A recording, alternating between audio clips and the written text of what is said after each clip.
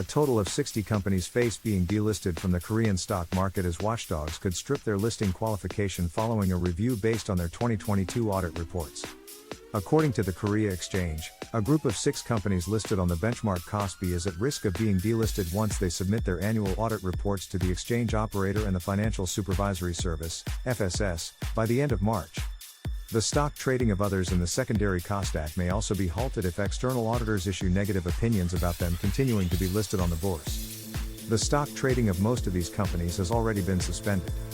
The 6 KOSPI listed companies are Iljeong Industrial, BK Tops, Sundo Electric, Thelma Therapeutics, Hitron and Songyang Motor. Life Science and Tissue Gene are the most famous companies to be designated on a watch list in the KOSDAQ, for having reported losses for 2 of the past 3 business years.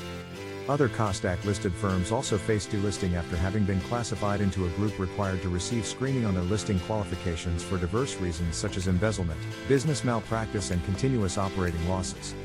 The fate of those facing deficits will be particularly affected hard by the audit report. Data from the exchange shows that almost 3 out of 10 delisted companies were booted from the stock market due to the annual audit result during the past 5 years. More than 90% of a total of 171 delisted firms lost their qualification after receiving inappropriate opinions from external auditors. About 8% of them were also delisted for not submitting their business reports. Under the Capital Market Act, all listed companies should submit their annual business and audit reports to the exchange and the FSS by March 31st.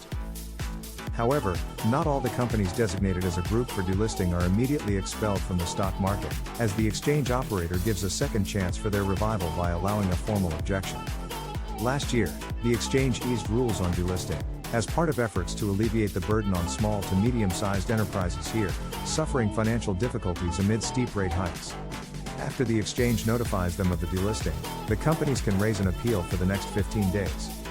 The exchange then carries out an internal review and determines whether to reject the objection or grant a 1-year period for them to improve their business practices.